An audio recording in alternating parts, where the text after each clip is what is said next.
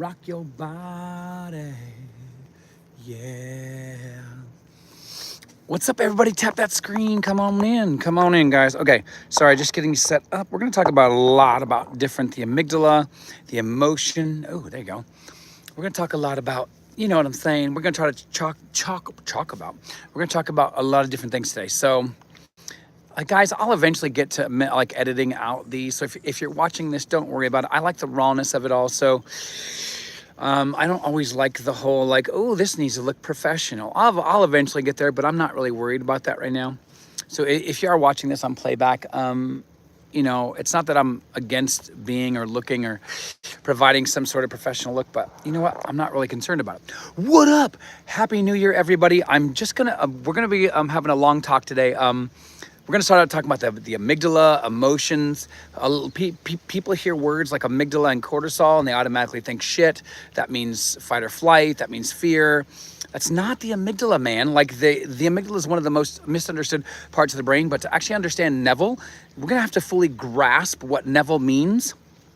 And a few of his famous quotes. So we're going to kind of take those into neuroscience and psychology. Then at the end, if you stay at the end, I'm going to actually be giving you practical tips, right? Because I don't like this to be a conversation where it's like, oh, he just wants to talk and hear his own voice. I like to do that all the time when I'm in the bathroom because it's just good echo. But what I'm saying is that I really, really want you guys to get something out of this. So we're going to talk about what's called pattern interruption from NLP and how to use that as a tip. We're going to talk about how to anchor a new behavior and why that matters, especially for the amygdala. But, you know, feel free. One, if you can, I know there's a couple people in the room. If you don't mind hitting that like button, and then because that bumps the algorithm, tap the screen, introduce yourself. Happy New Year. You guys are awesome. How was your Christmas? How was your New Year's? So what I'd love to for you to do is, one, feel free to ask questions, but two, as we deep dive into this, because we're going to talk about emotions, is there such a thing as negative emotion? You know, and when we start talking about negative and positive emotions, right, we have to understand, and Neville has a great lecture called, you know, I think it's just called Good and Evil, right? He does talk about it in this very postmodern idea. And the idea of good and evil is very, very problematic. Like calling this good, calling that great. Oh, thank you for the like, guys. Introduce yourself. I do see people in the room. Happy New Year. Glad you're here. Hopefully I'm gonna be doing more of these at least once a week to try to get you guys back into the routine. But like I said, if you're here, introduce yourself. Where are you from? Happy New Year. I know, Global. I miss eating butter chicken. Marcus Hernandez. Hey, what's up, guys? Come on in. Hit that follow. Hit that like. Tap the screen. Introduce yourself. What country are you from? Where are you from? We're gonna talk about the science of manifestation, and I mean science. Oh, thank you for those. Those are beautiful. TT Pro. What's up? What's up? What's up, guys? Come on in. I've lived in India, Global. Hong Kong. Well, that's awesome. Happy New Year. What did you do? Guys, we have 30 people in the room. Can you just tap and do like 10 shares and subscribe? Also have a free Discord link in my bio. I do coaching. I'm trained at Harvard from neuroscience. This is not about religion, Dwayne. I don't believe in religion. I think it's a waste of time. And that's not judgmental. So I do coaching though. I'm a professional. I'm coaching the work of Neville Goddard, manifestation, but also trained in neuroscience from Harvard.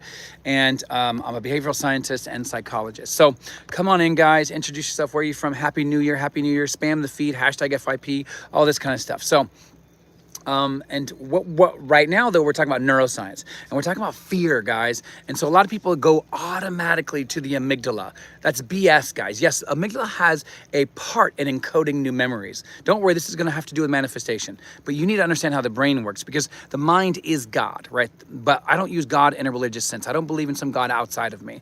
I don't believe that you have a God outside of you. I don't. I don't believe that, and I'll never believe that. You and your mind create, right?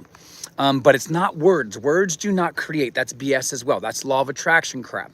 And I'm not judging you if you believe or follow those people. I used to do that, right? I live in Bhutan. Oh, that's amazing. I really, really want to go there one day. Guys, can you tap? Make sure you hit that like button up there. Leave some comments. Introduce yourself. Where are you from?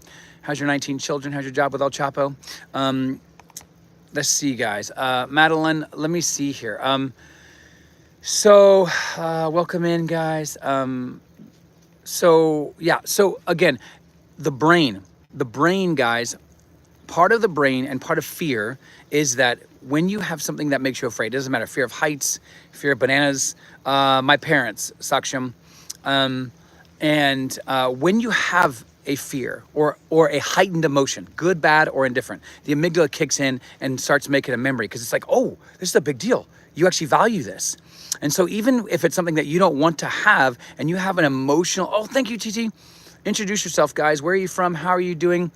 Don't forget to hit that like button. Tap, tap, tap, tap, tap, tap. Introduce yourself. Happy New Year to you all. Thank you for being here.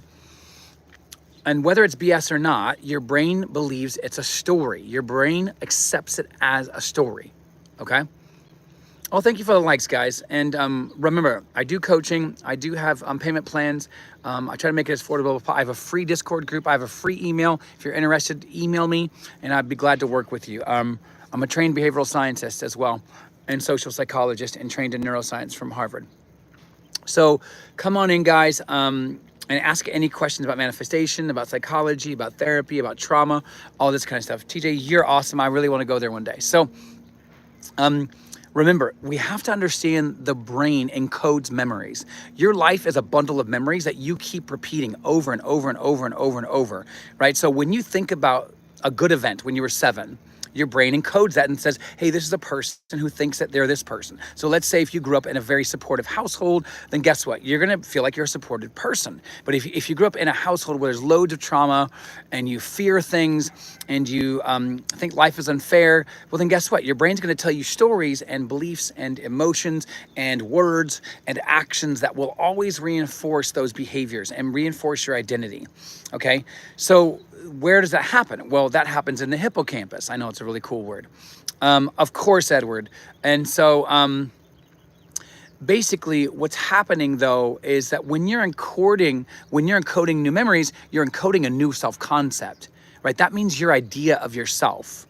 Okay, now everybody else is just a mirror matching that. Okay, do you remember that like old school card game where you'd have to like put out all the cards face down and then you have to find the ones that match, right? That's essentially what you're doing. You're like, okay, is there the 3 of diamonds? Now you have to go find the 3 of diamonds, and that would mirror because that's what you're doing. It didn't matter what the color was. It was just that you had to match it, and it was your mirror. That was your mirror card, and that's how you won. Well, guess what?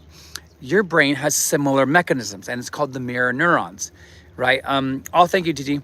And so, yeah, it's pretty early for you over in Bhutan. So what do you do in Bhutan? And guys, don't forget to subscribe. Join the Discord. There's a free link in my bio. If it doesn't work, just make sure you email me. Get in touch if you guys want to find out more about coaching. If you can do me a big favor, go through all my videos, leave some comments. Obviously, be nice. Basically what I want to do is I want to encourage you to think about how your mind works and your brain works. And if you stay here till the end, I'm going to give you tips from science and NLP and behavioral science to actually really, really make this a lifestyle. Okay, so stay till the end. And I usually talk for about 30-40 minutes, but I'm also open to questions as well. So again, Neville talks about the self-concept, but the self-concept is this. It is your identity. But what is an identity? Well, according to neuroscience, it is something that is framed, and not only framed, but framed by emotions, right? And so where do the emotions happen? Well, part of the area of the brain, and I'm not being like inclusive of every area of your mind, but part of the area that it is formed is in the amygdala. Most people hear the amygdala, they automatically go to fear. The amygdala is not only responsible for fear, it is also responsible to work with the hippocampus area of the brain to form new memories. Now, if you have a great moment and your boyfriend or girlfriend or your significant others forms new memories, right? Right. And so basically what you're doing is you're forming new memories. Okay. And so what happens is that you are a bundle of memories. That's it. Your bundle of memories that you keep telling yourself that you keep rewarding yourself for, and you keep getting dopamine, and you keep getting all of these kinds of things where you feel like, oh yeah, this is who I am, right? Have you ever said something to somebody where like, no, that's just who I am? Well, guess what? That's not just who you are. You've literally trained yourself to believe that that is who you are. That is your self-concept. That's what Neville calls a self-concept. You're manifesting from that self-concept. Whether you think you're a person who's poor, whether you think you're a person who's lonely, whether you're a person who thinks they're fearful, it doesn't matter what it is. You have trained yourself through dopamine, right? Which is just another way of saying you're rewarding yourself every time that you say, I am this. Okay, after you put anything after the word I am, boom, dopamine kicks in the more that you repeat it, okay? Because dopamine isn't just a reward neuromolecule, it's also a repetition neuromolecule. What that means is the more that you repeat something, the more that it becomes a habit, the more that you become the person, right? Yes, yeah, it is, yes. And so if you check out my content, Damati, by the way, welcome, Happy New Year, everybody. Really, really stoked you're here. Introduce yourself, where are you from? How's your 19 children? I'm kidding. But come on in, and we're talking about the science of identity, but also the science of identity manifestation. People love to separate manifestation from science. No, that's BS. They're actually one and the same, and I'm in both. I'm actually a trained scientist. So, you know, what we're exploring though is how the mind works in relationship to manifesting. So Neville has this idea called a self-concept, which is really just another way of saying your identity. How do you identify, but not just your identity of how do you identify with yourself? How do you identify as yourself with others, and with a job, and with the environment, and with the world, and all of that kind of good stuff, right? Well, thank you, Edward. Right, so yeah, Edward, I'm just not into negativity, man. So that's why I'm gonna ignore it. If you guys want to be positive, stay. If you guys don't want, there's other people that you can go and troll. Basically, what you have to understand is that your self-concept is an identity, a habit. Your identity is a habit. Your self-concept is a habit. The way that you see others as enemies, the way that you see your boss as an enemy, the way that you see your loved ones as enemies, whatever it is. I remember when I started out in stand-up, and they were saying, there's really two kinds of comics in the world. There's the kind of comic who comes in and before he even goes up on stage, or she, right, they end up assessing the room, and they end up already feeling like the world and the room is against them.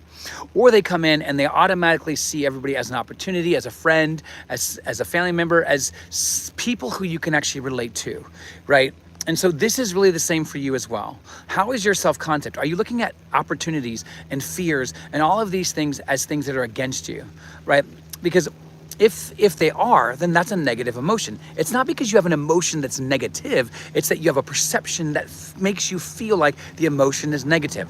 There's no such thing as bad or good emotions. We use words like depression and anger and upset and rejection and sheer and like shame and regret. And we use these words, those are just words, right? One of the best quotes I've ever heard, because I used to teach in universities, is, language exiles us from the object of our desire. Language exiles us from the object of our desire. Okay, what does that even mean?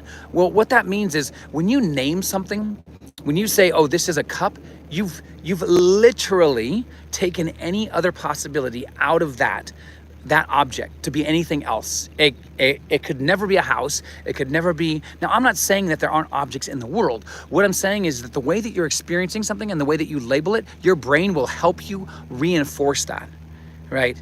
Meaning, let me give you an example. The more that you keep saying that you're poor, your brain kicks on an area called the reticular activating system. This is kind of nutty. If you've never heard of this, like in Tony Robbins or anything, this is kind of crazy, but this is true, okay? That basically, the more that you say, for example, that you're poor, well, guess what? You're not going to be able to see what a life looks like as a rich person. You're not going to be able to see what it feels like when your friends win the lottery or get money from a dead uncle, whatever it is. You're not going to be able to see that as a good thing for them. You're going to actually see it as an opportunity to be jealous for yourself. And that just is reinforcing your lack, that you don't have that, right? And so again, We're not looking at emotions. So even when I titled it on purpose. There's no such thing as a negative emotion. There never will be. It's only because you are filtering your emotions through something. Emotions themselves are inert. That's why you can feel every emotion and nothing ever happened to what you want to manifest. That's why people can get pissed off. Even Neville says, he goes, listen, get pissed off. I mean, he doesn't say it that way, but he ultimately says, if you want to blow up, like if you just want to get pissed off and angry, get angry, right? Even in the Bible, which is his main guidebook, which wasn't a historical document. It's not a religious document. It was actually a document written by the mystics to the mind, for the mind, right? And it's talking to your inner self, not to you, the outside avatar, right? The human self. And so when you're trying to grasp this, you have to fully understand that your language choices are coming from somewhere, right? Your language, now I don't believe that words themselves manifest. The words are produced out of what is really manifesting, which is what? Your self-concept. But what is your self-concept? It's a bundle of memories that you keep rehearsing over and over and over and over, right? Some of the best acting advice I've ever gotten was actually watching people on YouTube like Christian Bale, like where basically he says, after every character that he actually is building, like he's actually building a backstory for each character, right? What he does is he'll actually create dialogue in between when he's not even actually speaking as that character in a movie, right? And that's what we're doing. That's your inner conversation. So he's building out inner conversation from the premise of the person who he is wanting to portray in a film. Are you with me so far? So guys, and I do see you in here. Please introduce yourself. Where are you from? Happy New Year. Really glad you're here. We're talking about Neville Goddard's idea of self-concept, whether or not that there are such things as negative emotions, what neuroscience says about it. And I'm gonna end the last 10, 15 minutes with practical tips you can do, like anchoring, which is actually from two different sciences, NLP and behavioral science. And we're gonna give you some pattern interrupt, like what if I'm spiraling, what do I do? All of these kinds of things that you don't really hear in major manifestation circles. I don't really hear anybody really talking about this. And why? Because I want to give you guys free value stuff. Otherwise to me, this is just masturbatory. It's making me feel good about myself, just for myself. So, and I want you guys to feel like you get something out of this. And again, feel free to ask questions. Feel free to ask questions below. If you don't want to ask questions here, then, there's an email. There's also a free Discord link. You can also ask questions on my videos. So if you're looking for coaching, let me know. I do have coaching packages, and I also have a way to help you pay for those through, payment programs and stuff. So Happy New Year. Tell me what your resolutions are. Where are you from? So let's go back to this concept of, how do you build a new self-concept? Well, now that we've talked about the amygdala, and which is most people think is the fear center, it's not just the fear center, okay? Please get that out of your, that's bad neuroscience, okay? It is part of it, but it also encodes new memories. Like even if you're excited, yeah, I won the lottery. Well, guess what? You're gonna remember that 10 years down the line because you've encoded it through excitement, okay? And then you also have cortisol, okay? All of this kind of stuff. What about negative mental chatter? For example, I can be working and randomly negative mental dialogue starts, and then now I need to prune that. How do I stop the unwanted? Okay, that's a great question. In fact, that's gonna take us to the end, but I'm still gonna answer that now. By the way, Happy New Year, my friend. Introduce yourself. Guys, again, I have a free Discord. It's just free to hang out. You guys can come here, share your own thoughts, share your own favorite quotes, all this kind of stuff. I think the link might be dead. If it is, just email me or leave a comment. And remember to get in touch. But yeah, so I think that's a great question, and I'm gonna answer it right now rather than wait till the end. So you're gonna have those, by the way. So I think we have this concept, basically that we're gonna get rid of those, right? Even when I started, I had this idea that it was I was almost being militant with it. I was being black and white with it. I've got to get rid of every thought. It's more that you relate to those thoughts differently, right? So for example, somebody who overcomes the fear of heights, if they ever are getting ready to go on a ladder, they might have a quick thought saying, you're gonna fall off. Right? Yeah, but you're no, I'm not. And then you just keep going, right? And so you reverse it in the second, you reverse it in the moment, right?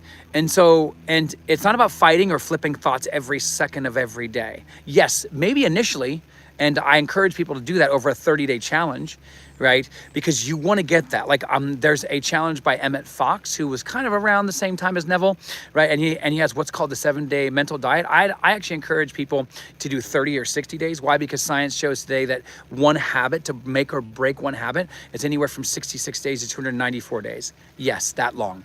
And I can show you all the research. I don't like BSing people, okay?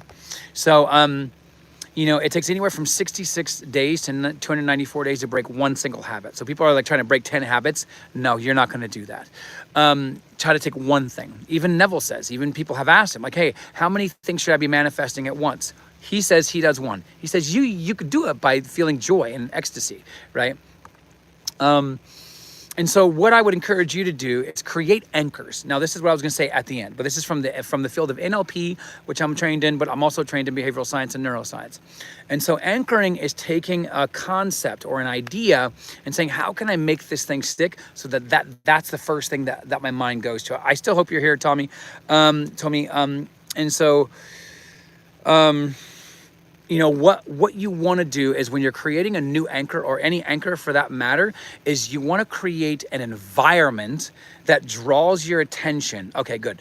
To that. So you have to look at your environment. So even Neville says this. He goes, listen, depending on your mood, and he talks about moods. He goes, depending on your mood, and this is going to give you hopefully a practical tip, Tommy, is, and let me know if I'm pronouncing your name right. I'm big on that as well. Just respecting people.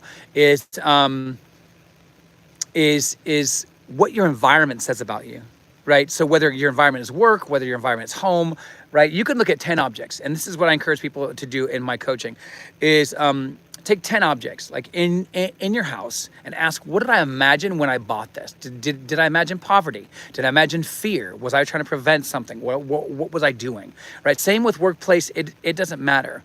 What is your workplace telling you about yourself? About your self-concept, right? Because remember, everything's a mirror. So that's how you have to start looking at the world. What is it telling me about myself? What is the guy that just rejected me telling me about myself? What is the broken relationship with my spouse telling me about myself? So the first thing that I've trained myself to do, for example, is take responsibility. So if I get into a disagreement with my wife, for example, I don't go straight to you are at fault. I go, okay, how do I participate in this?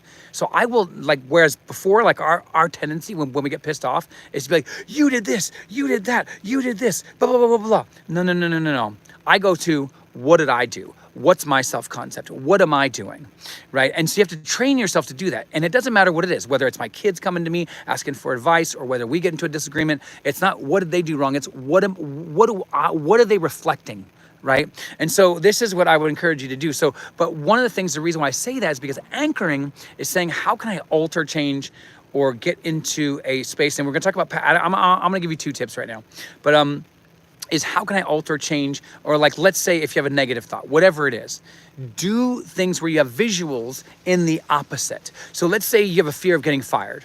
Well, then imagine you doing something which would be, because remember, Neville says you have to manifest after, always after the fact, right? So let's say that let's say it's like a fear of being fired at work. Okay, well then put images up at work, phrases, whatever, reminders on your phone, things on Pinterest, like use Pinterest as a vision board, whatever it is that will anchor you, because that's what an anchor is, that will have you recall like, oh shit, I just went on like a hot air balloon ride, which maybe that's your dream or whatever. And that's still getting you into a mental space of, oh, I'm not fired. I would never get fired. They love me here. Why? Because I just got a raise that would actually give me the money to go do this, right? So remember, it's always after, but then look at the objects in your house, the things at work, whatever it is when you have a negative thought. 1, don't judge yourself. So Neville says this, you will always have God and Satan with you, okay? But remember, God and Satan are beings. You are God. This is God and Satan. Another way of saying that is this, you will always have satisfaction or fulfilled desires,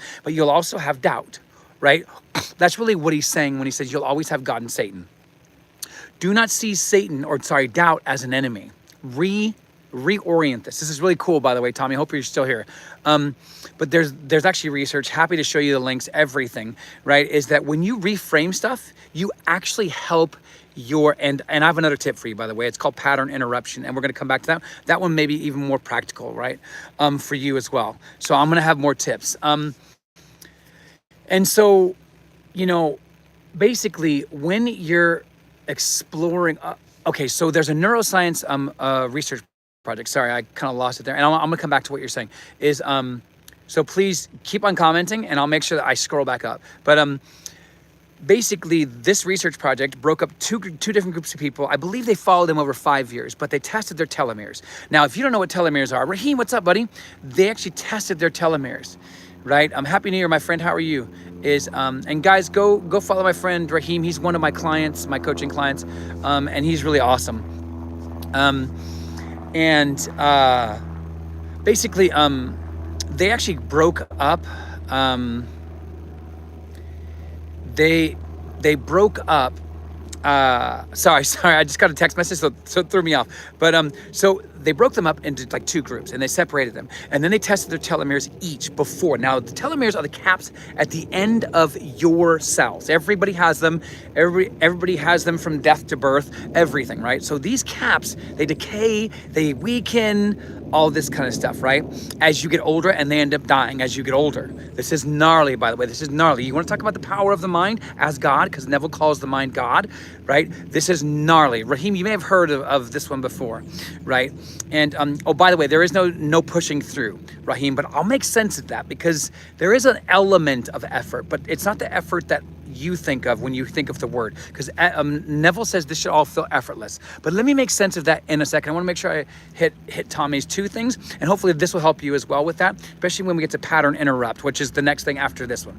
So what they did is they broke up these two groups, tested their telomeres, right? Now remember, all I want you to hear is when I say that they tested their telomeres, is that that your telomeres fall off and you age faster. Okay, that's all you need to hear. Okay, so they followed them around for 5 years. What they did is they said to one group, what I want you to do is I want you, every single time you have fears, objections, rejections, anything bad in your life, supposedly, whatever it is, don't do anything. Just feel it, feel the anger, feel the angst, get pissed off, shout at things, do whatever it is, just react. We just want you to react to it, right? Okay, the other group over here, they said, listen, every single time, it doesn't matter how big, small, it could have been like you misinterpreted somebody cutting you off as, oh my gosh, why would they do that, as an opportunity. Maybe you give them a positive reason, you give them, hey, maybe they're off to the hospital, whatever it is, maybe they're late for work, maybe they're trying to get to a birthday party for their kid's surprise, whatever it is. But also, I mean, health, it doesn't matter what it is. You can't pay a bill. Call it an opportunity to grow as a manifestor, whatever it is, okay? And they tested their telomeres at the end. Remember, telomeres are how you age, okay?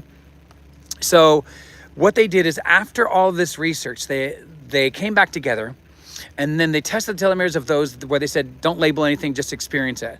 And then what they found is that their telomeres, they just did what they were doing. They aged faster. And then also the ones that reframed as opportunity, as a good thing, as you know, a way to grow, as whatever it is, those ones actually stayed on. Let me just be simple about this, okay? And Raheem, I will come back to you. How was your Christmas? Guys, how was your Christmas? How was your New Year's? Let me know. Spam the feed with how everything is, hashtag FYP, whatever it is. Can you do likes and share this out with people, please? That would mean a lot. Tap, tap, tap, tap, tap, tap. You guys are the best. I also do TikTok, but it's very, very different content. It's more comedy and stand-up and improv. But yeah, so basically, what am I saying? So Neville has this technique called selective hearing, and this is back to Tommy's question, and hopefully will help you as well, Raheem. But he has what's called selective hearing. But what he doesn't do is he doesn't lay it out for you. He doesn't say, this is how you do selective hearing. He just says, use selective hearing as a technique, right? Now, remember, techniques don't manifest. You do. You are the ultimate technique. You are the ultimate method. Not your emotions, not your thoughts, nothing. Not the 10 times that you like affirm a day, nothing. It's changing you and your self-concept, right? So remember, there's no like I titled this, negative emotions. There's no such thing as negative emotions unless you give it. So you can feel every emotion and still walk away, be like, yeah, I'm still going to get what I want. I mean, and that's what that verse says. In your anger, in, the word in the ancient Hebrew meant within, which means your imagination. Okay, so from Old Testament to New Testament, the word in means within. And I'm actually probably going to do a Bible study group, not on religion, not on Christianity, but only in the work of Neville Goddard and manifestation. And we'll go through words from the ancient Aramaic and Hebrew and all this kind of stuff. It's going to be like $40 or something like that every time we meet. And you're going to get a free ebook afterwards and all this kind of stuff. So be on the lookout for that. And so, and we could do it maybe twice a month or something like that. And maybe hour and a half, just hanging out, asking questions, talking about the Bible. But again, remember, the Bible's not a historical document about a dude named Jesus, okay? So, basically, if that helps you, Tommy, right? So selective hearing is this. Well, we call it confirmation bias in behavioral science. What it is I'm only hearing what I want to hear. I'm only feeling what I want to feel. Now, this takes time, okay? Most of what I focus on in my group my coaching group is advanced techniques. This is not about, oh, I want to manifest a house in 3 days. Can you get there? Yeah, of course. I want you to be there. I want you to get all of that stuff, right? Of course I do.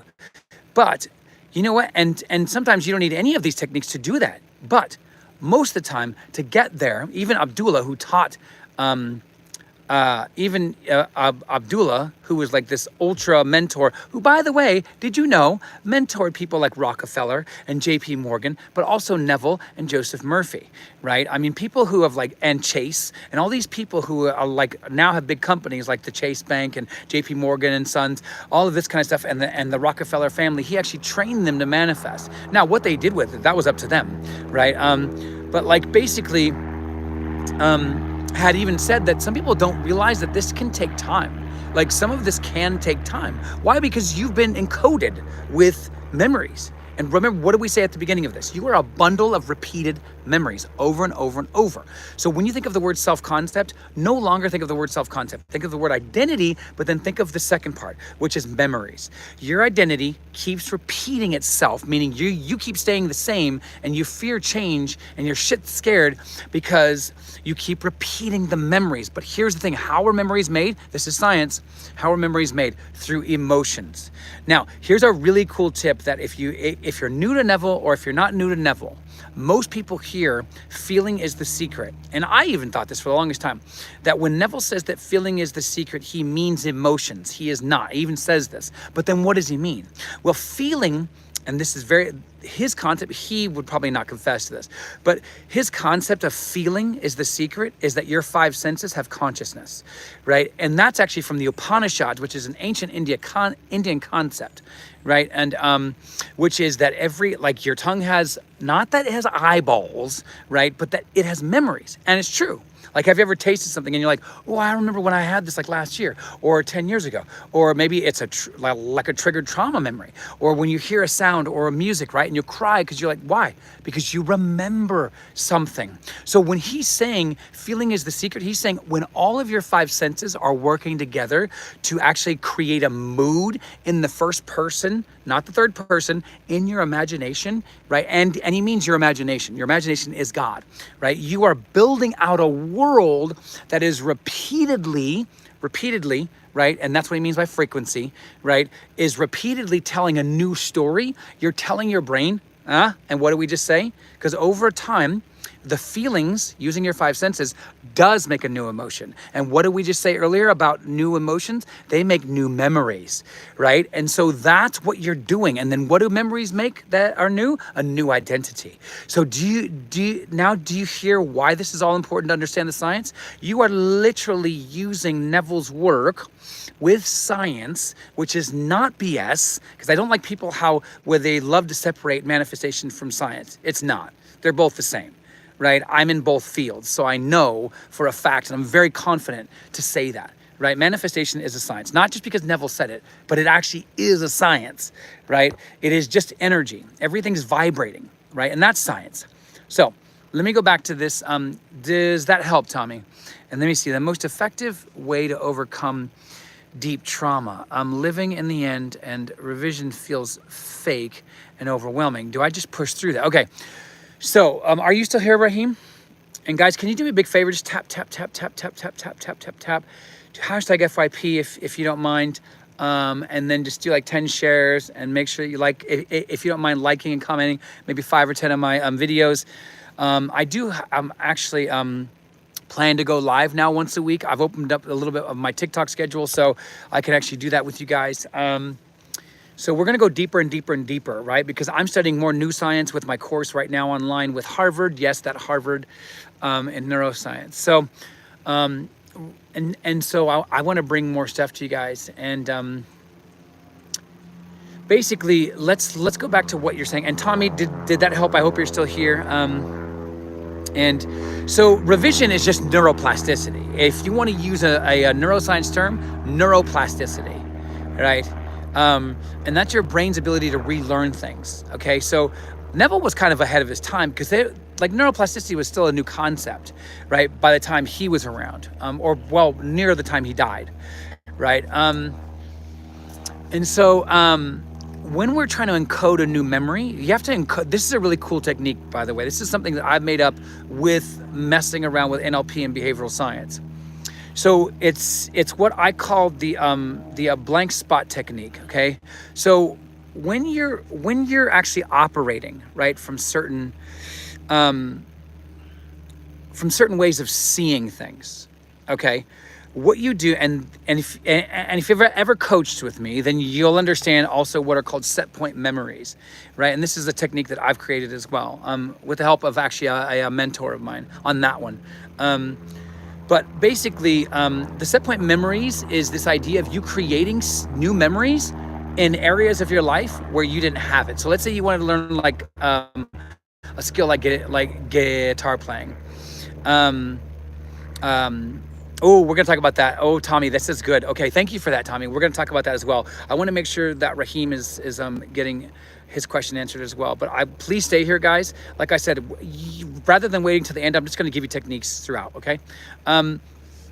So basically, if you want to do a set point memory, and this is what I do, I'm not going to give you all the stuff. Just join my coaching program if you're interested in that. But basically set point memories is that you're creating a new version of yourself with a skill, with an idea, with a concept. Let's say that you wanted to be the next one to be like the next Google like creator. Well, then start creating memories from the age of 7. Why create a new memory from last year?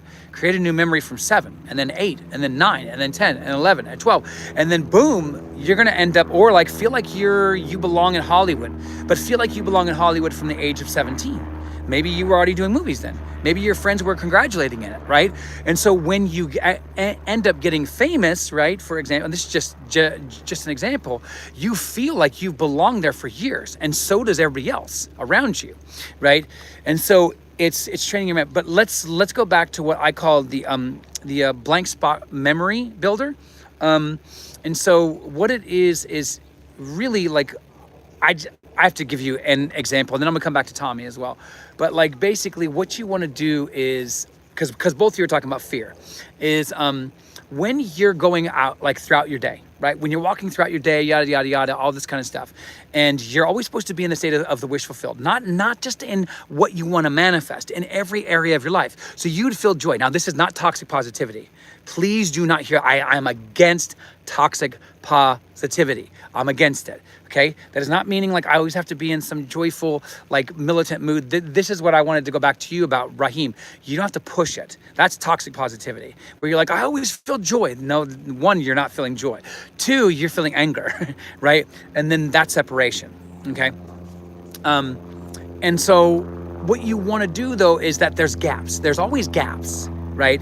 And so that's why I call it the kind of blank spot building memory technique, okay?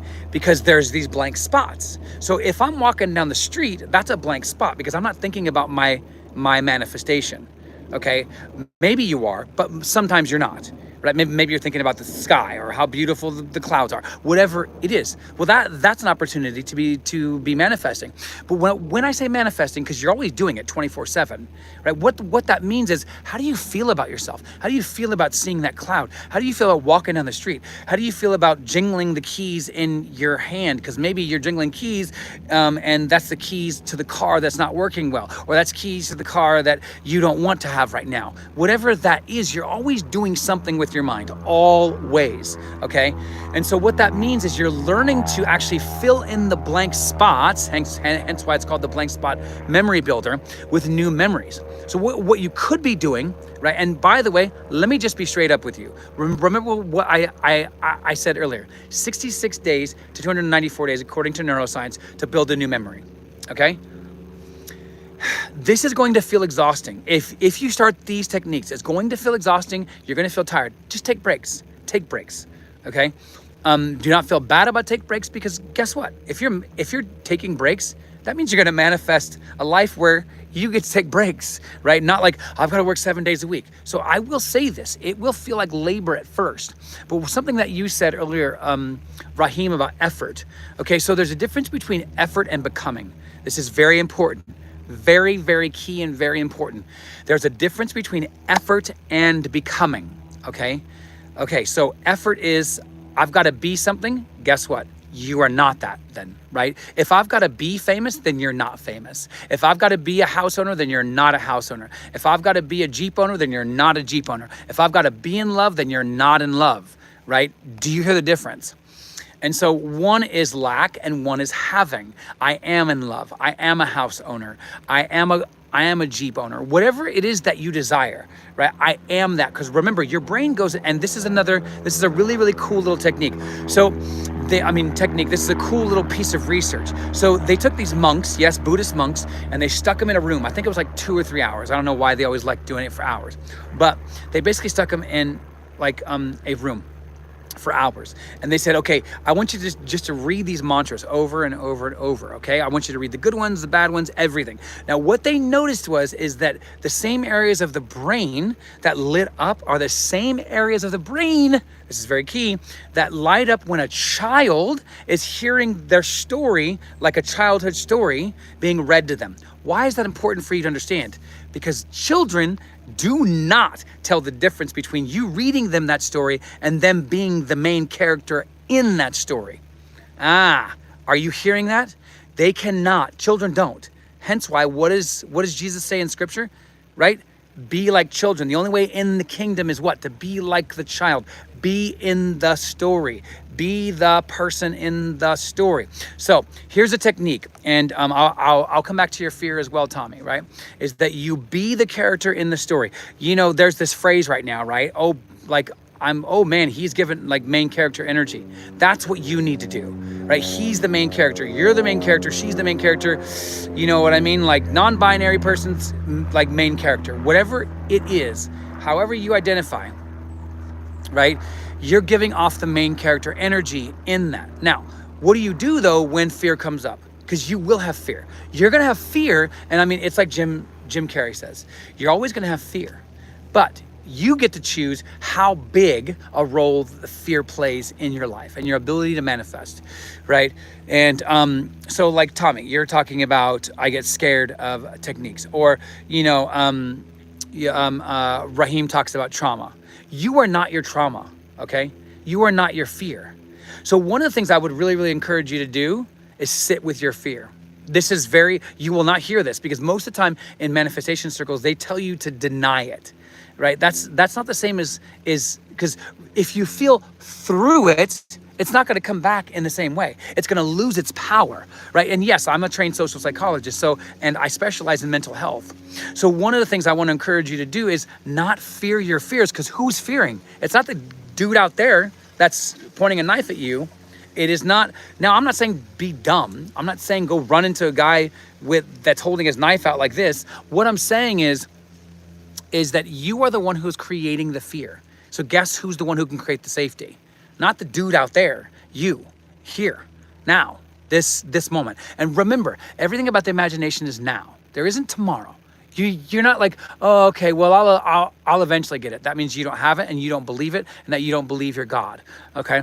And if you don't like the word God, then put powerful creator, put creation, put architect, whatever it is that makes you feel like, damn, I am the boss. Like I get to do whatever the hell I want, right?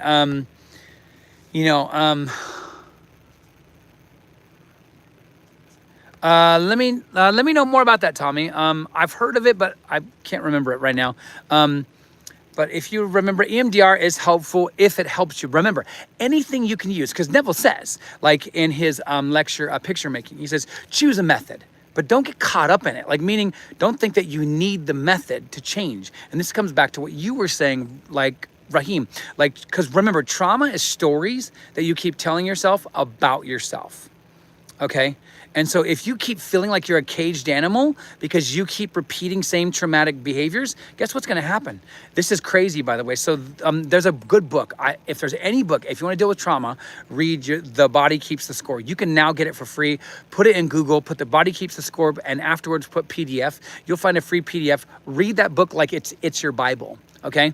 And I actually just finished taking a workshop with this guy. He's bananas smart. Like, he's just crazy. His Bester van de Kolk, very, very cool guy. And he talked about this research project by, oh shit, what's his name? Pavlov. You know the guy who rings the little triangle and the dogs salivate? Everybody knows that. They don't know like an earlier one where he actually traumatized his dogs, and he put his dogs in some cages, and he flooded the cages. And while they were flooding, the dogs were freaking out, right? And so when the dogs came out, they couldn't really move. Like, they were shaking, they were shuddering, and even though they knew that they weren't gonna, well, they didn't know, right? But he essentially traumatized them. And so what they did is, many years later, they actually ended up finding out that soldiers, right, ended up, because here's the thing about, by the way, about trauma. Trauma isn't for soldiers. This is really bad, by the way. You know, I have a friend in the medical field, and he says, you know, one of the things that people don't really realize is that as humans, the greatest form of trauma that every human that has ever lived and will ever live that has gone through is called birth. Like, that's traumatic for a baby, right? And so every one of us has gone through some form of trauma, right? And so, and I don't care how nice your parents were, how great or supportive they weren't perfect, right? And so, you know, at the end of the day, trauma is just a story. What that means is you're getting dopamine for telling the trauma over and over and over. Let me say it this way. Not, the more you repeat it, because remember, dopamine's not just reward, it's expectation. So the more you do something, the more you tell the brain that this is who I am, the more you get rewarded for it, right? So let me just say it another way, again, and I'm gonna give you more tips as well. Addiction. Okay, you're addicted to that story. Like, everybody thinks, oh, they're smoking and that's bad. That's a bad addiction. Oh, that guy's addicted to weed, blah, blah, blah, blah, blah. No, you're addicted to trauma. So you're no different than the guy, and I'm not saying you, as in you, Raheem. This is not about shame, fear, or regret. Everybody has it, right? So we're all trying to heal from it. But the way that he uses revision isn't just to overcome it and sit there and like, I'm not this, I'm not that, I'm not this, I'm not that. That's where the effort comes in. If you're fighting your story of trauma, that's when it's gonna feel like effort. Don't fight it. That's where the effort comes in. Does that make, does that make sense, Raheem? And I do see your stuff, Tommy. Don't worry, I will come to that. And so, you know what I mean? And so what you end up with, though, is that you end up with telling a story every day, okay? And so what stories are you gonna tell? And there's ways to encode that, which means there's ways to reward yourself for new behaviors. And this is what I teach in my like coaching program, is what I call dopamine rituals, or serotonin rituals, or oxytocin rituals. And these are behaviors that bring those new form of chemicals in, because you're still getting those chemicals, but you're getting them with a different story, right? And so you're pretty much hacking your biology, because you are not your body. That's the first thing you want to do with trauma.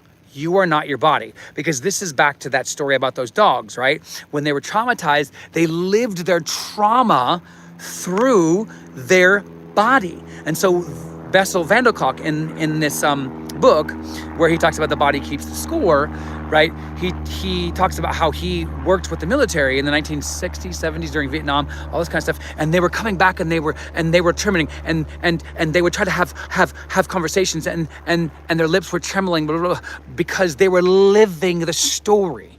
And so, but what he was saying is yes, use EMDR. Yes, use LSD microdosing. Yes, use all of those things. Like, that's why I like him, because he's like, use whatever method that will help you to get out of this cycle of trauma, right? But the reason why I share all this is because your body isn't you.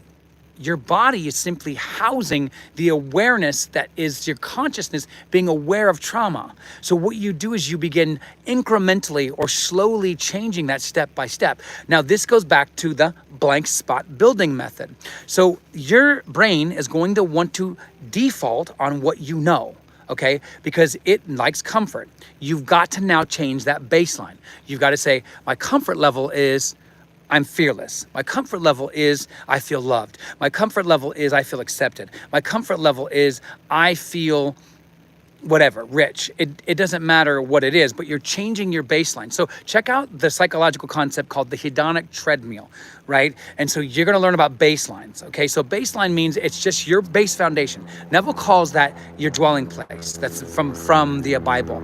That's your default state, okay? Your brain's going to want to rely on the default mode network, which is, hey, this is my status quo. This is what I'm used to. This is what I do. You've got to change that. And yes, it's going to be scary. So there's a technique within psychology called, and I'm sure you've heard of it, it's pretty popular. It's called the exposure, like exposure therapy. You incrementally become the new person every day. So this is why I said earlier, I was like, listen, your effort and becoming are enemies. If you feel effort, then you're not becoming, right? And that's how you can measure, Raheem. And I'm gonna come back to your guys' stuff here. So if you're efforting, then you're not having. If this feels like, damn. Now, initially when you are starting to change, it's going to feel, this is very, very minuscule difference, okay? Because what I'm saying is gonna sound like I'm countering what I just said. Let me tease this out for you, okay? So when you're changing, that's the part that's gonna feel like effort. Not you becoming, but the process of becoming. Right? Now, what am I saying? Because it sounds like I'm contradicting or going against myself.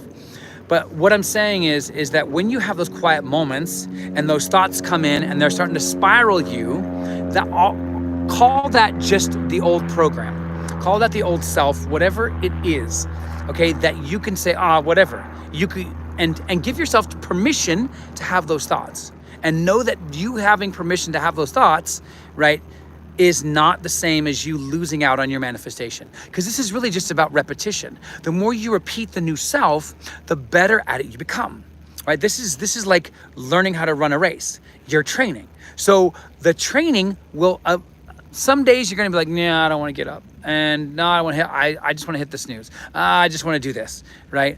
But you keep going and saying, okay, listen, I'm gonna keep doing this. I'm gonna keep doing this. I'm gonna keep doing this. Right? And so this is why environment is important. If your environment says you're a piece of shit, if your parents are part of that environment, leave if you can. If you can't, find a way to get out as much as you can, for example, right? 2, and this is gonna sound cheesy, I know, but listen, this is just science. Put encouraging words, put quotes everywhere, put it on your phone, put reminders every 10 minutes, every hour. It doesn't matter the frequency, just enough to get your mind in. And then sometimes, this is really cool technique, encode the new thoughts. So have ChatGPT or you do it, write down 15, 20 new thoughts every day. So then if you use it like as a reminder, either on a piece of paper, on a wall, whatever it is, if you have them in the form of pictures because your brain is pictorial, whatever that is, use that. But if you use text, then have them from the future self. Have them from the self that's already fulfilled. What would you be saying about your money? What would you be saying about your trauma? Be like, man, that was hard, but you know what? I'm so glad I'm here now, right? And what would you be saying to your friend? So have that quote up somewhere, right? But not from, I'm on my way. No, you're not. You're there now. Right? And that's why it probably feels like effort, is because you're still probably measuring yourself against the old self, right? And so your old self doesn't want you to change, right? And this is really what it is. You want to know what manifestation is? Manifestation equals change. That's really what it is, but it's internal change to outer change. And then the world, which is kind of like this massive, huge mental energy field, will mirror back what it is that you are saying and doing with yourself, right? Let me see here. It's like, letting go of fear or unwanted emotions by asking yourself questions. Yeah, basically allowing the fear of emotions to be there, and ask yourself if you can, So there was a Buddhist monk that has a really, really cool, very simple question. And he said, he goes, whenever I had fear, he goes, I would always ask the question of, in 80 years, will this moment matter? And if the answer is no, walk away from it emotionally. Like just walk away from the trigger. Don't do it. Now, there's also a tip here I want to give you, because we're heading towards the end here in about 15 minutes, is, and don't forget, I do coaching. It's all science backed. I have research papers. I have everything. I can show you everything. And I do have payment programs, everything. I want you guys to, and I'm going to start back up to weekly like programs. We used to meet every Friday for about $60. And you got like an ebook for like an hour. We had Q&A, just exploring Neville Goddard and science concepts and, tips to make you better. So basically, going back to what Tommy said here, right? And it's kind of Socratic, right? Socratic just means like, hey, it's very reflective. I'm asking a question back to myself about myself and about the story that I'm telling myself. Okay, so what you end up with though is this opportunity to reflect on yourself. But remember, all you're doing, how can we say this? The inner self, God, self-love, whatever, beauty, I don't care what you want to call it. It doesn't matter, right? Whatever term that you are related, like that you relate to, power, it doesn't matter. Just imagine that is pure. Like it's pure love, it's pure affluence, it's pure rich, it's pure in whatever it is, pure self-acceptance, right? And then all the labels that we add to it, whether it's a race, whether it's a behavior, whether it's a religion, whether that is saying, I want you to experience this with me, right? Hey, God, self, whatever, inner self. I like the word inner self, right? I want you to experience this with me. So any label, it doesn't matter. I'm a car owner. Okay, well, I want you to experience me as a car owner. But if you're like a car owner, because Neville says you can have more than one state, right? So what that means is you can be a rich car owner, you could be a poor car owner. Both of those are going to be two different perspectives, but those are two different states, right? Two different states that work together, because the state is car owner, that's one. The other state is poor, right? And then they work together.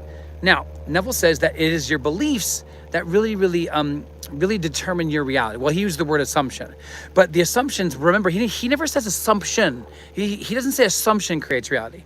He says assumptions, right? And he constantly repeats the plural. Why? Because your assumptions are a series of beliefs that will constantly rehearse themselves and keep telling you that you are that person, and your language choices, your behaviors, your emotions, your feelings, your fears, everything else will only mirror that, and it will always make sure that you only can see that, right?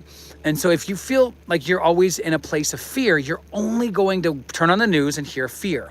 You're only going to watch the stock market and interpret fear. So even there may be good news about the stock market, but then your reticular activating system has already been primed for fear. So it's going to look at fear and say, okay, I'm only going to see fear here. So it's going to be like, oh yeah, but look at that, right? Have you ever seen somebody do that? Like where what they do is they essentially, like, even though you may from the outside look at them and say, yeah, but you just missed like 10 good things, and you went and scrolled down and look at the one, that's what he means. A state will only manifest what it is. So the Bible talked about a tree producing after its own fruit. That's what it's saying. You're the tree. This is the tree, right? And so I want to talk to you about pattern interrupt as well. This is a very, very good technique. I'm okay if I go a few minutes over time.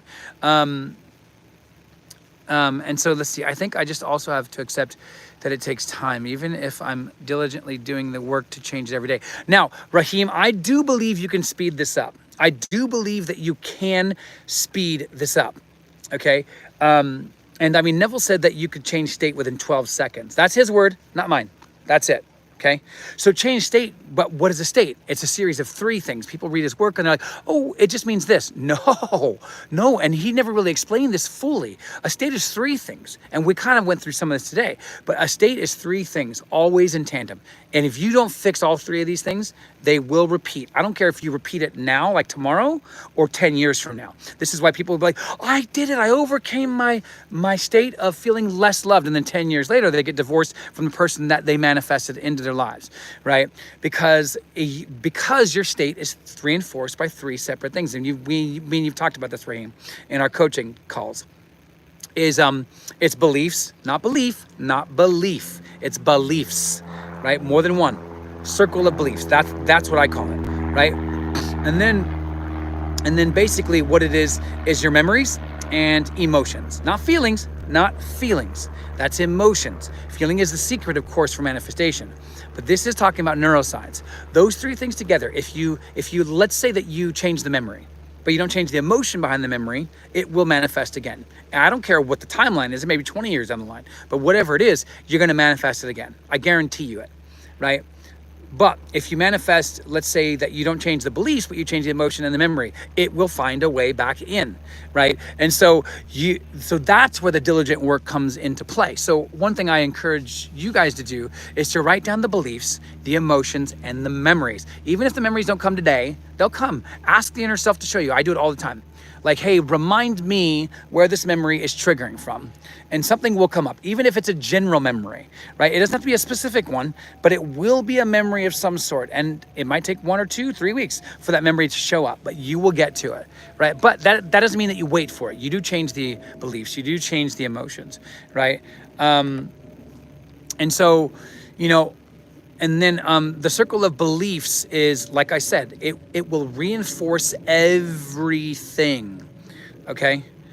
Yes, yeah, well, because neuroscience shows that the first port of call, the first step to making a memory is emotion, whether it's excitement. That's why I was talking about the amygdala at the beginning of this video, right? Because everybody hears the amygdala and they automatically think fear. No, that's part of it, but it also encodes excitement and joy and purpose and all these other emotions that we do. So the amygdala is not just the fear, center, okay? So please keep that in mind. And so, and I'm probably gonna go in like 10 minutes, but I still wanna end with like a few tips. Yeah, so the Sidonia method sounds pretty awesome, actually. So the old self does not, let me go back to your comments, not want me to change. Years ago when I had mental breakdown with learning Neville, I got myself out of it. But ever since, the old negative self does not want change. So it's like the old self. It's trying to sabotage me from changing in every way. Yes, but here's the thing. If it wasn't the old self, wouldn't you love it? Wouldn't you love change? So that's the thing. So Neville says it this way, right? He doesn't say the way I just said it. He says it, but he says it this way. And he talked about this beautiful dream he had about like this kind of beautiful angelic creature, and then this kind of like almost gorilla-esque kind of like character, which really is just his embodiment of fears, limiting thoughts, all of the childhood memories that are limiting, all of these kinds of things. And what does he say? He said, every time I gave it violence, it grew bigger and almost laughed, and like almost aggressively so. But he said what I would do, and Carl Jung, who he was inspired by, actually Jung references him, and Neville references Jung as well, Carl Jung, the psychologist. And so in his Black or Red book, and I'm about to get those. I'm really excited about it. And so he talks about the shadow self. Now I'm very skeptical about the shadow self. I take a very different approach to it from psychology because I'm postmodern. So I don't really agree with Neville or Jung in the way they understand the shadow, but I understand the general idea and concept. And the reason being is because I think there's more fragments, right? It's not this being. And so I get what he's saying though, and maybe one day I'll explain why in detail. But basically, when you're dealing with the shadow self, right? When you're dealing with that embodiment, that body of limiting beliefs, if you start saying things like, I love my fears are my friends, right? I have a good relationship with my fears. I overcome my fears easily, right? All of those, but remember, this isn't just like affirmations. Now even though I'm pro affirmations, and a lot of people in Neville's world aren't, the reason being is because one, the neuroscience I shared earlier, but then two, Neville wasn't against them. He even says, your inner conversations, what is that? Well, that's just mental affirmations. That's really what that is. It's just mental affirmations, but from the state of having what you want. And so, but his main critique of affirmations is that you're not doing it from the future self. You're doing it from I don't have it. I don't have it. I don't have it. I don't have it. Or that you're not feeling the emotions of already having it, right? And that I would agree with. Those, and then he quotes scripture about the hypocrisy of the Pharisees and how they tie things on their forehead and all this kind of stuff. And that's what they used to do in real life, right? Because they would do that, but then they wouldn't really live by it. Right? And that's hypocrisy. When you don't allow yourself to grow or change, that's the oh my gosh, that's the unforgivable sin, right? According to scripture. Well, according to Neville. The unforgivable sin is you not overcoming your fears, right? Is you not becoming the new person, right? And what that means is the unforgivable sin sounds like so dire because the Christians ran with it and created so much power dynamics and abuse from it. What it really means, because sin is just meaning you not getting what you want, you not feeling fulfilled in that particular area, right? And so really what he's saying is that if you don't change, you don't get what you want, right? I mean, you don't live in satisfaction. You'll live in a state of doubt. You'll live in a state of fear. You'll live in a state of what if. You'll live in a state of, disempowerment, right? You'll live in a state of victimhood. You'll live in a state of everybody else is at fault except me, right? All of this kind of stuff. And one day I'll probably talk about victimhood because I know a lot of people have trauma. And Neville doesn't really deal with the idea of trauma. He talks about his own sometimes, but in a very roundabout way, right? Let me see here. So it's like the old negative stuff. Yeah. I got you.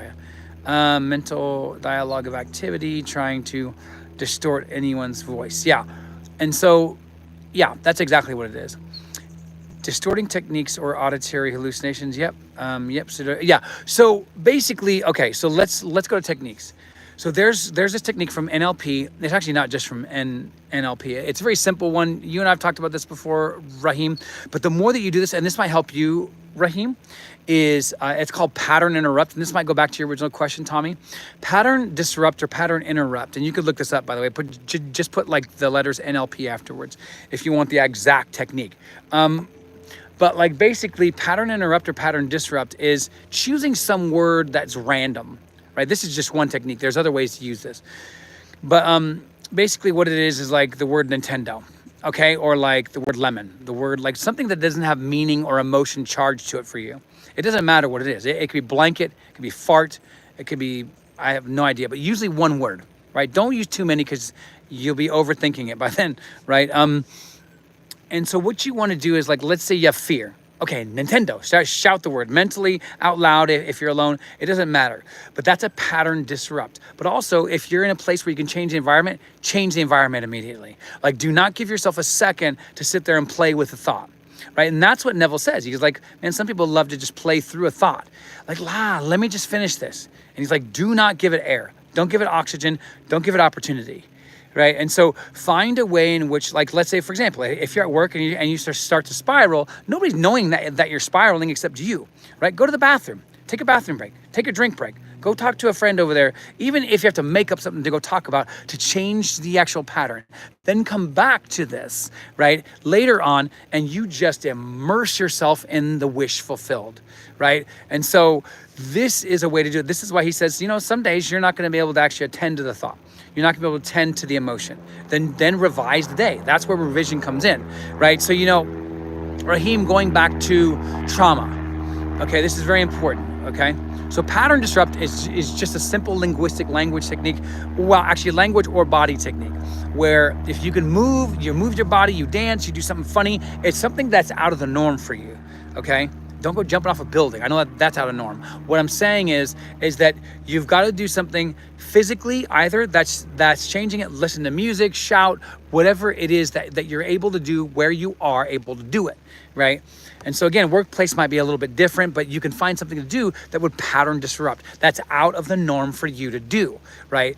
And does that make sense for people? So pattern disrupts. Now, what I would do is, like I said earlier, one, sit down for like two projects, okay?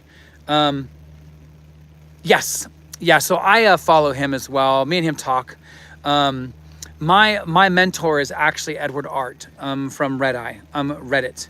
And in fact, I'm getting ready to work and probably get a new Reddit article up there. So go check me out on Reddit. It's under OK/initiative, and you'll see a whole bunch of stuff there.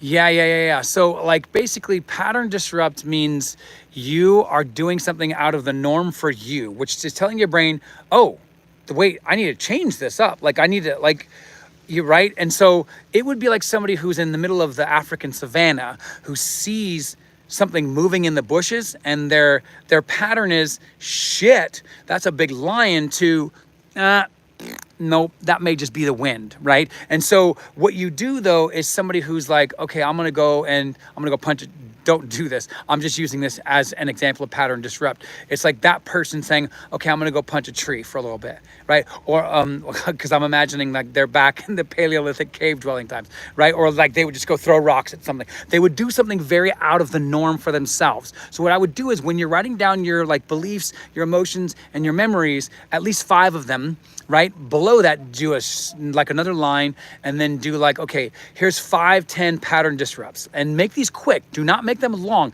Your brain will want to come in and be like, think, all right, let's go keep telling the old story. No. Make sure that these are like random words, random behaviors. Now, keep in mind, if you're at work and that's where they mostly come, do ones that are relevant to work. You don't want to look like somebody who's going to have me one of those nice love me jackets on, right?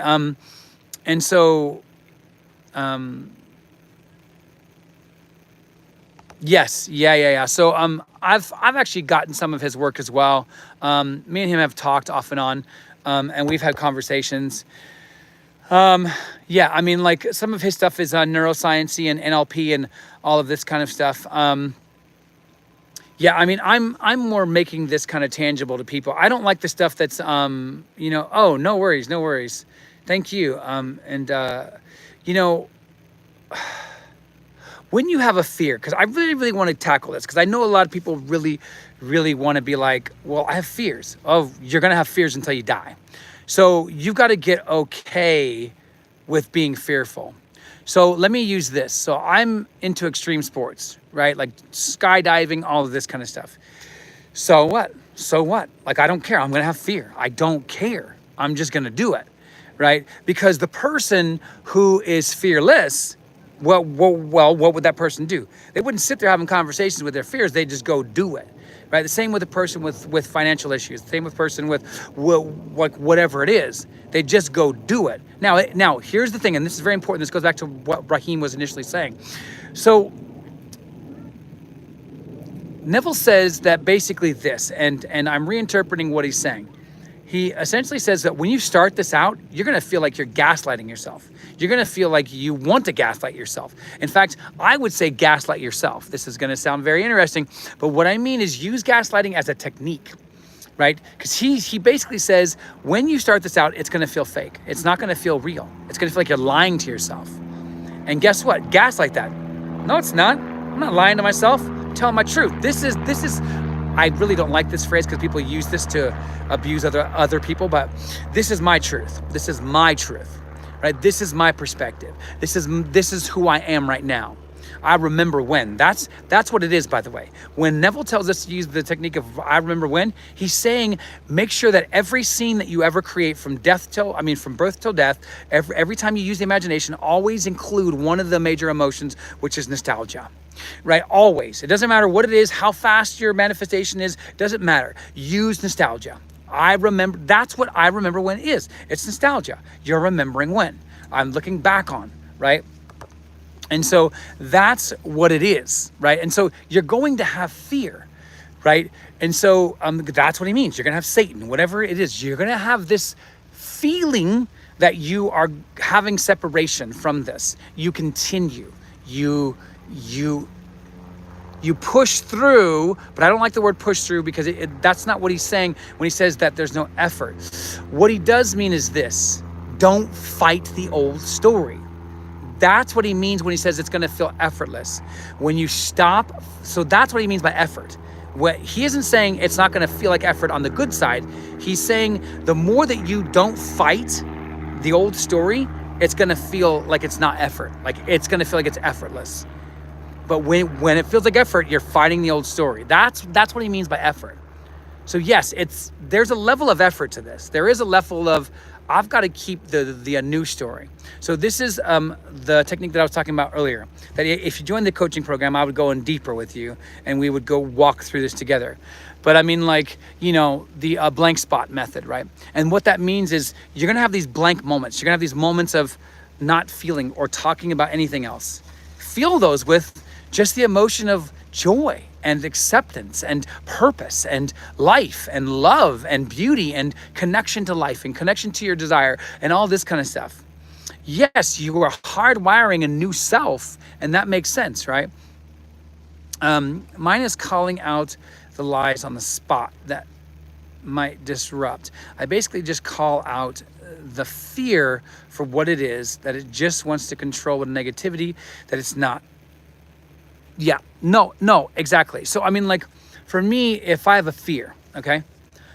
So first things first, okay? I'm gonna give you an example, okay? So this was like a few months back. One of my neighbors had said I was being, because I do TikTok, right? And I do improv characters and everything. And came over and said that I was really loud, okay? The first thing I did, because remember, everything is you pushed out, right? Is there's no separation here. There's not gonna be separation here, okay? I don't believe it, I don't agree with it. Is ran to her and talked to her. I'm like, I'm not gonna agree to disagree. I mean, to separation here. Okay, so you've got to find a way to be like, there is no separation between me and my desire. There's none. So go and do an action that you would perform if you already had it. Doesn't matter how big or small it is. So let's make that practical.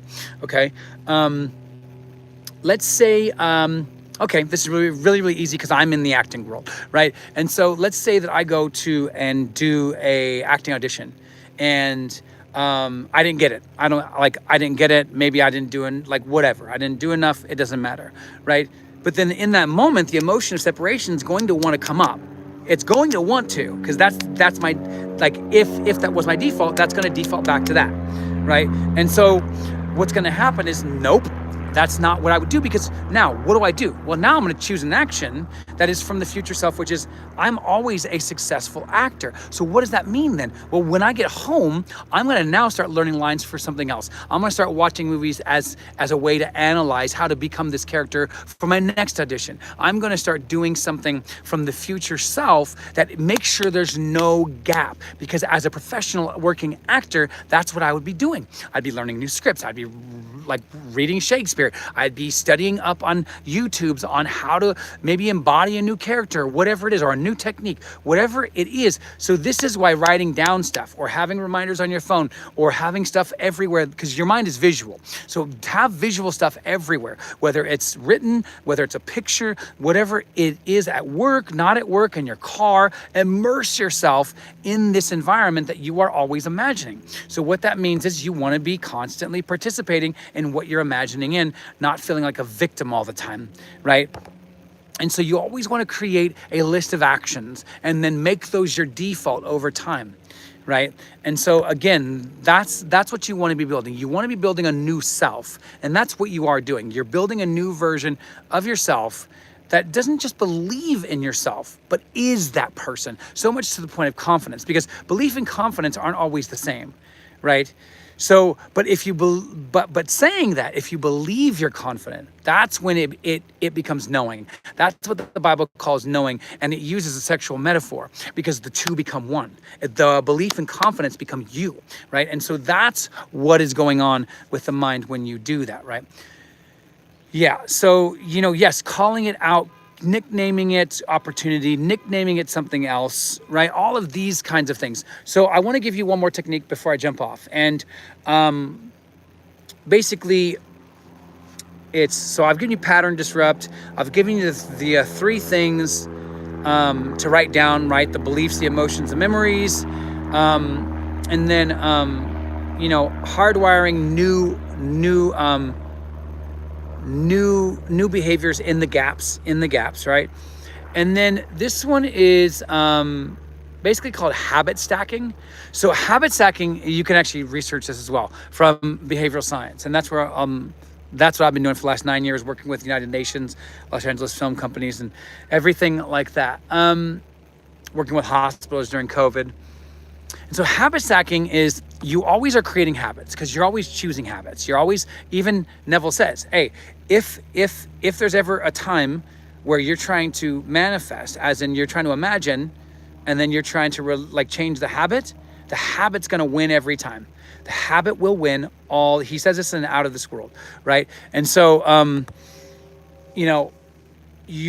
you have to change the habit, but then how do you do that? Well, you have to change the habit from the future self, right? You have to change the habit from the future self. And so you cannot be changing habits from the old self.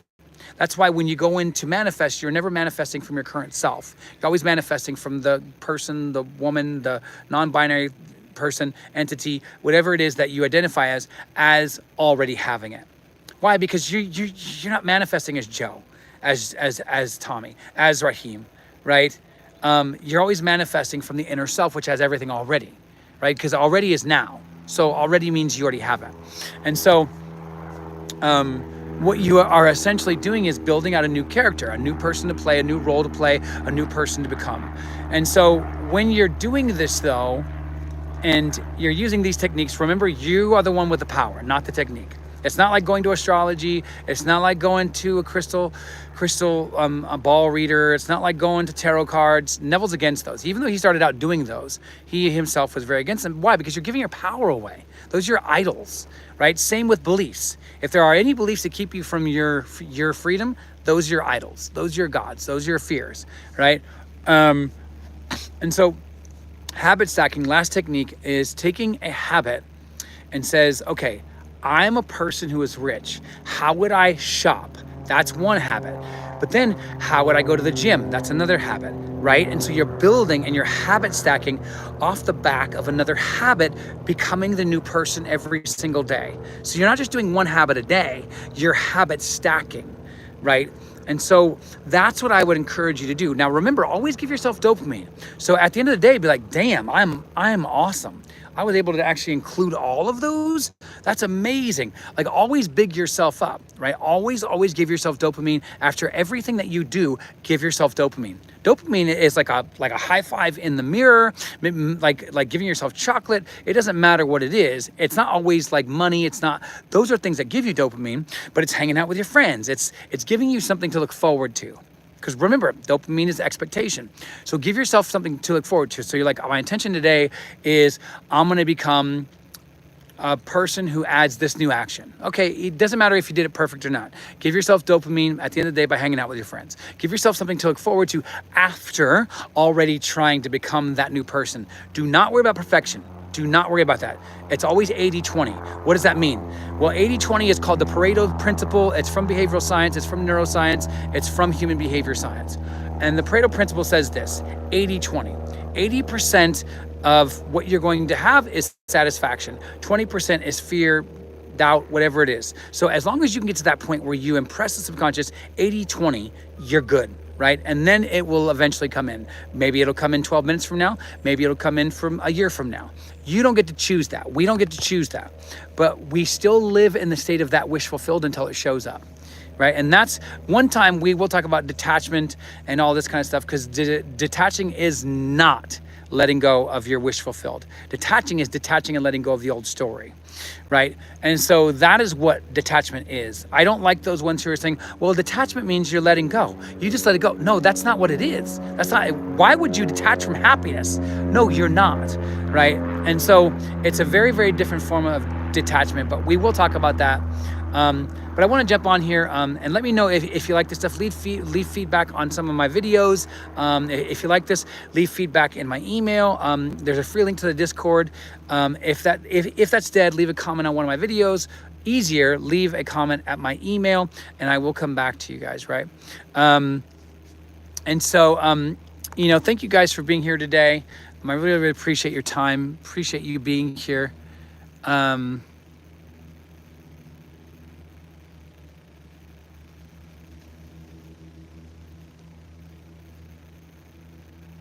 So Rebecca, I mean, listen, everybody has a different technique.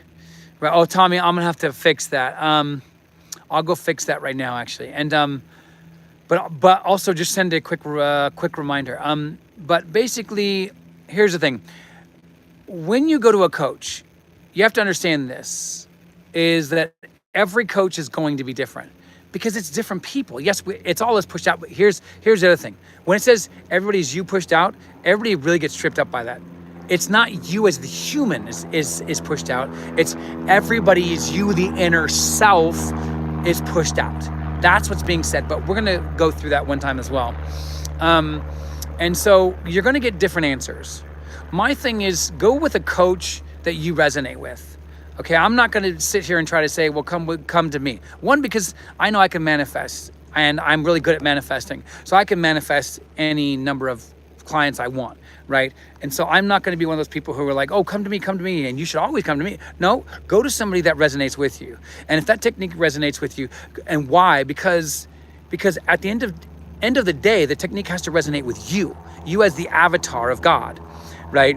And so you have an individual experience of life. You have an individual experience of your own map of the world, right? And so that's going to have to resonate with you, right? And maybe I don't resonate with you, and I don't feel offended, because that's all right. I mean, like, and but maybe somebody else resonates with you, and you become the next pop star.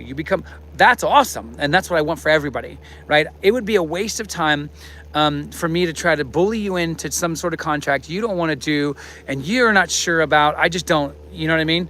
Like, I just don't, yeah, I really, really think, yeah, I'm just using that as an example. Who knows though, Rebecca, maybe there's an inner pop star waiting to get out.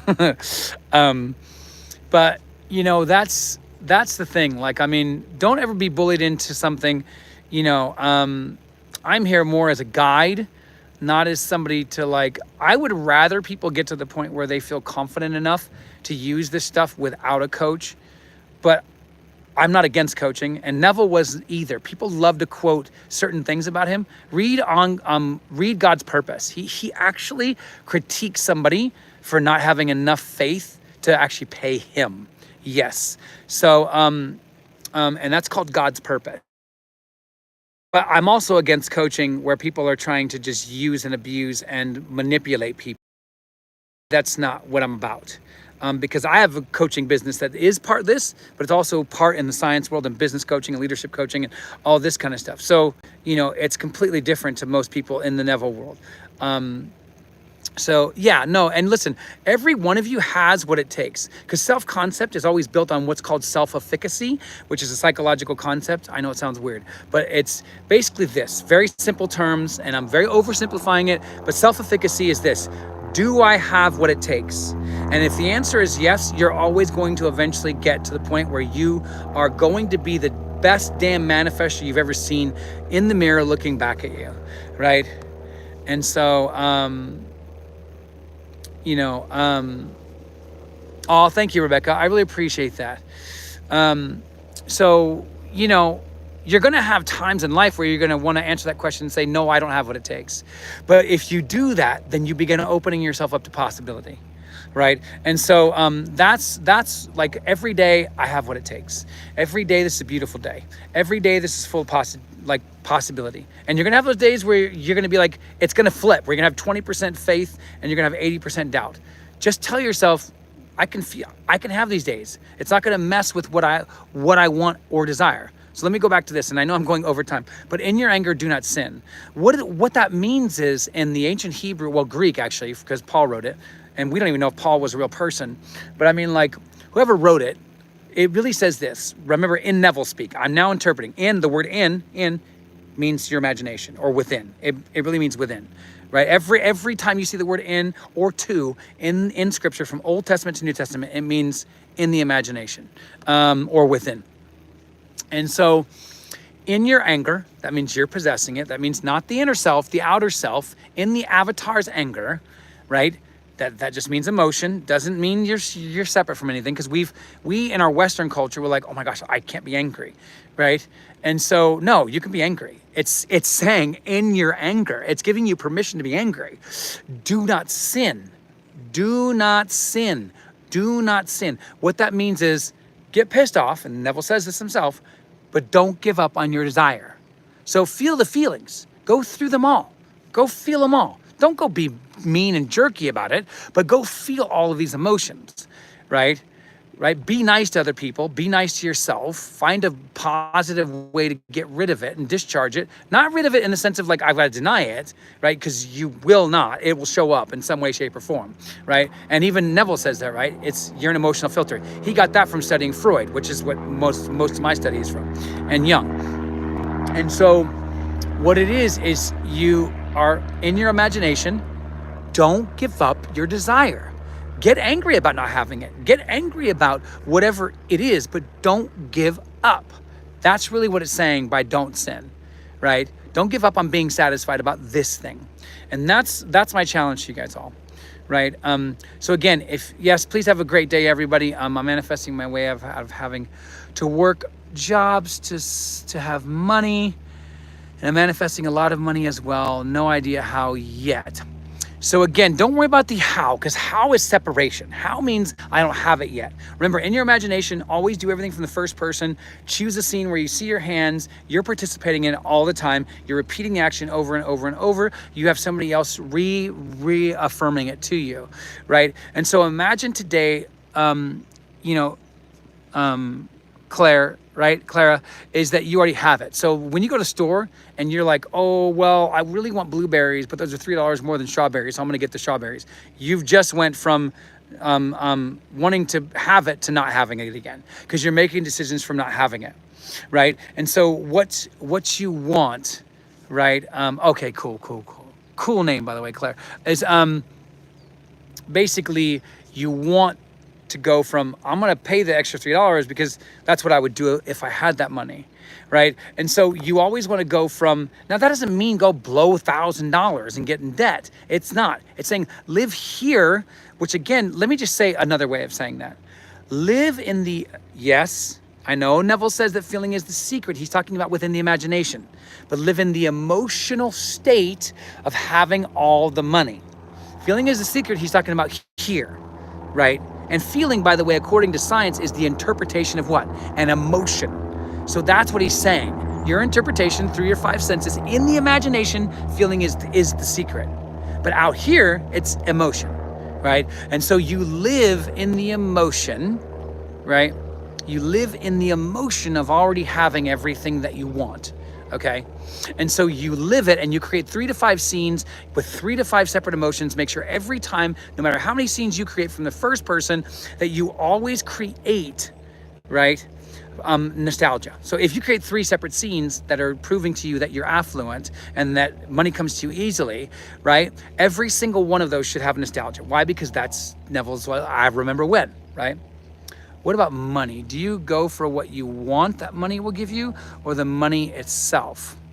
So very, very good. I think that's a great question. It depends on your goals. Is your goal to be rich or wealthy? Those are 2 different things, because you can manifest the lottery. That's rich. That's not wealthy. There's too much research in my field that shows people that have won and they followed them over 5 or 10 years. They're all back to their regular lives, right? And they're back to their baseline, which we talked about earlier. If you want wealth, that's very different. So wealth to me would be a lifestyle. Rich would be, I got money now, and so yes, I can imagine winning like a lotto ticket. To me, no judgment. It's going to sound like I'm judging, but no judgment in that I think that's a waste of time.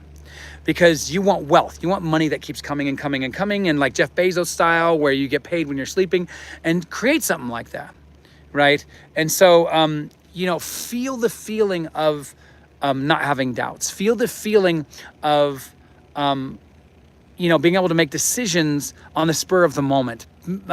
Choose your favorite store that you want to be able to afford, and imagine yourself going there with one of your friends or with your daughter or with whoever it is that you trust that's going to mirror back to you, right? And you want to create scenes that are proving to you that this has been who you are for 6 months. Never do this the day after. Never do this the week after. Always do this months after, because this is proving to your mind, oh, this is how you've been, right? As well, that winning the lottery changed your life for the better. They got very glad they won. Yeah, so listen, I know people in my field who've actually followed winners, and they've changed their lives in some areas. In fact, there's actually a podcast who actually follows these people within my field called Choiceology. And they've actually did 5 different people across the US. None of them ultimately changed their lives over the span of 5 or 10 years. They may have changed their lives within the first year or 2, but they went back to their baseline. So they didn't really change their baseline of inner happiness. They just became the same person who was like, oh, okay, great. What do I do next? So there's really no actual measurable change, right? There was just momentary change. And so what Neville's calling for is lifelong change, right? And so that's the difference between rich and wealthy, right? Wealthy is, this is my lifestyle. This is what I know. I've been knowing this. I've known this for years, and I do this naturally. And, you know, I have a butler, or I have whatever it is, right? Exactly. Yeah. And then lo and behold, like Lily, is that, you know, if you believe you have generational wealth, lo and behold, you have like a dead uncle somewhere who left you money, right? And so, you know, if you believe that, right?